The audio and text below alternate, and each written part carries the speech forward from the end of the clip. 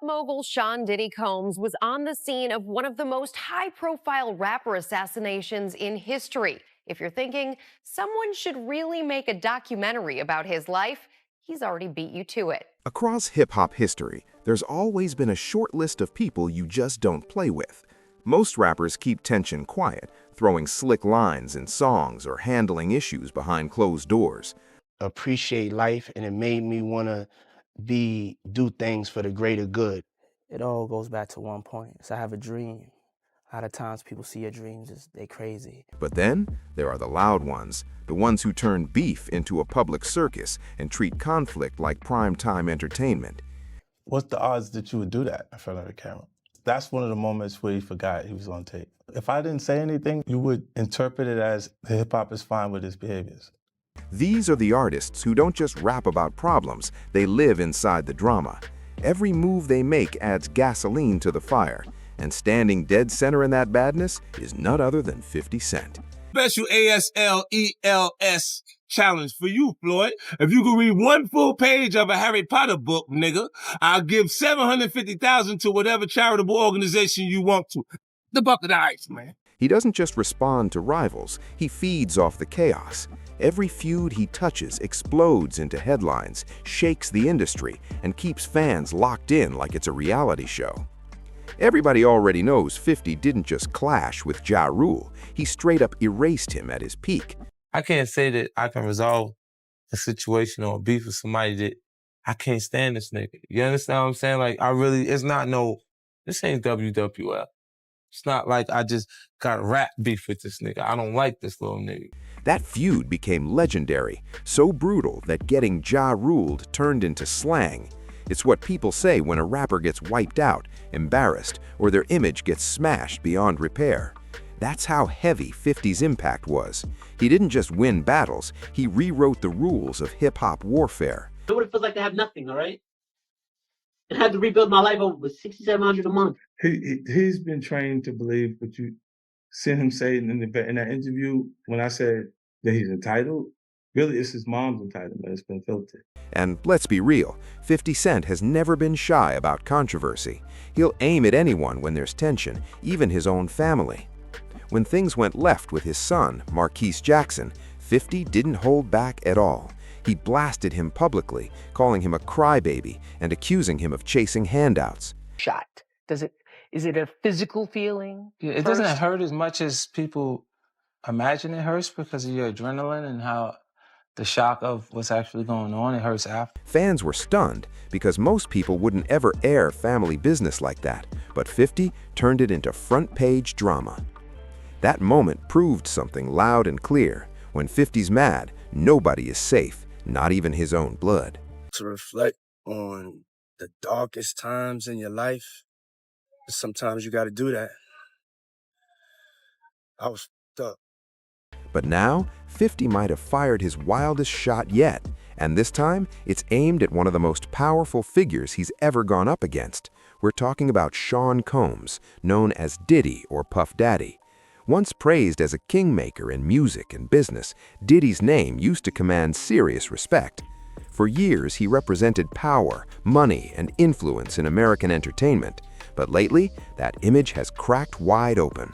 When it comes to the tough guy and the hardcore rapping, you can't do that. Like, when I met him, he was writing raps for Diddy on Forever, right? And this is after he got poked up. This is after Gotti and them poked him up in the Hit Factory, and he ran. Accusations, rumors, and ugly stories keep piling up nonstop. And through it all, 50 has been watching closely, waiting, and striking at the most ruthless moments possible.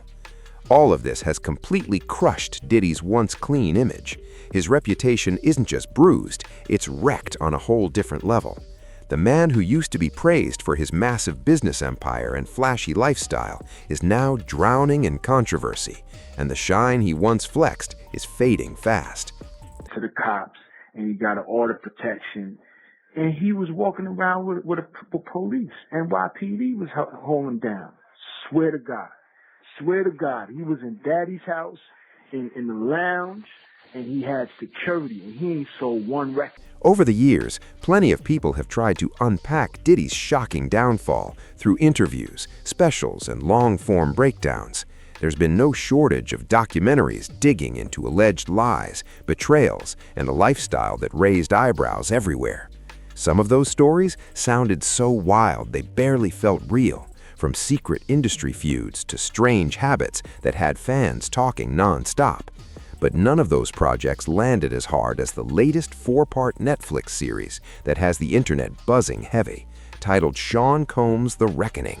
This explosive documentary was executive produced by 50 Cent himself, and people are already calling it the most brutal and damaging deep dive ever made about Diddy's world. This isn't just another recycled recap. The documentary is carefully built, breaking down every era of Diddy's life and stitching it all together like a puzzle. Each chapter connects directly to the chaos we're seeing today, making it impossible to look away. He said something to me one time, a long time ago, at Chris Lighty's wedding. He told me he'd take me shopping. I looked at him like, what'd you just say? Let me move, man, before I do something. You're gonna make me mess up the wedding. Oh, that's a nice gesture. Let me get out of no, dude, you take me. That's what a guy says to a girl. The storytelling hits hard, emotional, sharp, and loaded with jaw-dropping revelations that keep viewers locked in from start to finish. It blends old scandals with fresh drama in a way that clearly shows how everything slowly unraveled for Diddy and how his past keeps crashing back into his present. Before diving deeper into the Netflix doc, it's important to rewind and understand how this long-running tension between 50 Cent and Diddy even started. From day one, 50 came into the game ready for smoke. His 1999 track, How to Rob, lit the fuse. He openly called out some of the biggest names in hip-hop, including Diddy. Yo, why don't we like go shopping or some shit? I mean, like, I pay for it. And I was like, what the fuck this nigga just say? I got the fuck away from him because I was like, this nigga, like, fucking, wait, this nigga just tell me he'd take me shopping. Well, there's a little fruit pile. That record wasn't just a diss, it was a warning. It told the industry loud and clear that 50 wasn't scared of power, money, or status. All of this happened before one of the most infamous moments in hip-hop history, the day 50 was shot 9 times and survived. That moment changed everything, cementing his image as one of the toughest and most unbreakable figures the rap game has ever seen. That shooting changed 50 forever. It left a permanent mark on his voice, giving it that deep, gritty sound fans recognize instantly today. But it didn't stop there. It reshaped his entire style and image. From that moment on, 50 wasn't just rapping, he was living proof of survival and strength. His story hit millions, turning him into way more than an artist. He became a straight-up cultural legend. You bought the company. No, so I ended up having about almost 10% of it. And it was sold to Coca-Cola for 100, you made 100 million? Well, 4.1 billion they actually sold the company for. By the early 2000s, 50 finally crossed paths with Diddy, and that meeting added a whole new layer to their story. According to 50, during that time, he was actually ghostwriting for Puff. He was crafting hooks and lines behind the scenes that later ended up in Diddy's music. And this wasn't just talk. That claim has been backed more than once, including by former Bad Boy and Def Jam rapper Shine, who publicly confirmed 50's story. It made people rethink their connection, realizing that before all the tension and shots, there was real creative crossover between them. Now here's where things get messy. Shine, who backed up the ghostwriting claims, later had his own issues with 50. At one point, he even accused him of being a federal informant. So yeah, those relationships didn't stay friendly long. I asked 50 about that, and he said you did the same thing to him. You asked him to take him shopping. Yeah, I thought he needed some clothes. What? I'm a nice guy. Why do you? Back then, though, 50 was still mostly buzzing around New York, while Shine was one of Diddy's main artists under Bad Boy Records. According to 50, he even wrote Diddy's verse on the track Let's Get It, something he later revealed on his Guess Who's Back mixtape on the song Not Like Me. 50 made sure to sneak it into the lyrics, too, saying, "Hoes be like 50, you so witty on the D, like they heard I ghostwrite for P. Diddy," and he didn't stop there.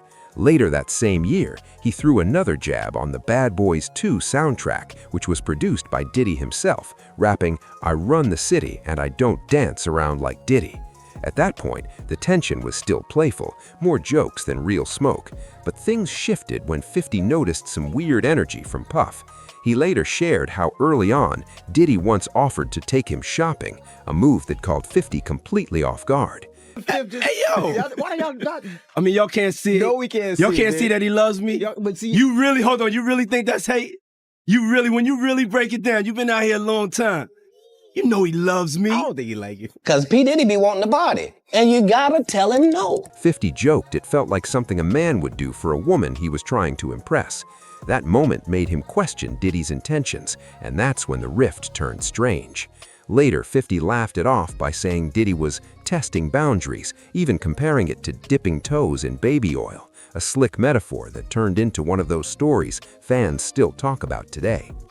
Not long after 50's comments started making noise, Diddy finally spoke up, and just like always, he did it with that smooth, confident energy. Instead of snapping back angry, he laughed it off, mixing jokes with attitude and acting like none of it bothered him at all. But that response only made people lean in harder because it added even more mystery to the tension brewing between them. By the mid-2000s, 50 Cent wasn't just another rapper anymore, he was a worldwide force. His success felt unstoppable, flooding the charts with hit after hit across the globe. At one point, he stacked 7 #1 singles and over 20 top 10 tracks, proving that he wasn't just hot, he was dominant. And it didn't stop in music. Endorsements, sponsorships, brand deals, they were lining up fast, turning his name into a full-blown powerhouse. From the booth to the boardroom, 50 was everywhere. His influence stretched way beyond hip-hop, and it was clear he wasn't built like most artists in the game.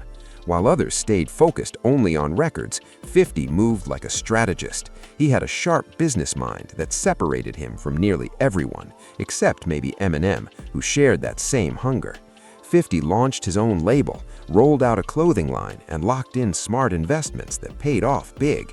He even secured major stock positions, proving he wasn't chasing quick money, he was stacking long-term power. He wasn't just earning from hits, he was building an empire brick by brick. Every move showed he wasn't playing the rap game, he was owning it. It almost looked like 50 had everything Diddy ever wanted: the fame, the influence, and the respect, both in the streets and under the bright lights. Women saw him as a full-on heartthrob, while the streets viewed him as someone who earned his stripes the hard way. That balance of toughness and charm made him untouchable. He could run the charts without losing credibility, a rare mix that few could pull off. And for someone like Diddy, who always wanted control over both worlds, that had to sting just a little. Watching the documentary now, it becomes crystal clear why Diddy may have felt some type of envy towards 50. Even as a top mogul, 50 had something money couldn't buy, that raw presence. When 50 stepped into a room, heads turned instantly. He carried an aura that demanded respect without saying a word. Diddy had wealth and fame, but that natural street power mixed with global dominance was something he couldn't fully copy. It's easy to see how that could have rubbed him the wrong way. By 2005, 50 Cent wasn't just another rapper anymore, he was a worldwide force. His success felt unstoppable, flooding the charts with hit after hit across the globe. At one point, he stacked 7 #1 singles and over 20 top 10 tracks, proving that he wasn't just hot, he was dominant.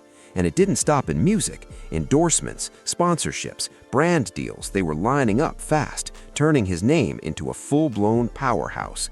From the booth to the boardroom, 50 was everywhere. His influence stretched way beyond hip-hop, and it was clear he wasn't built like most artists in the game. While others stayed focused only on records, 50 moved like a strategist. He had a sharp business mind that separated him from nearly everyone, except maybe Eminem, who shared that same hunger.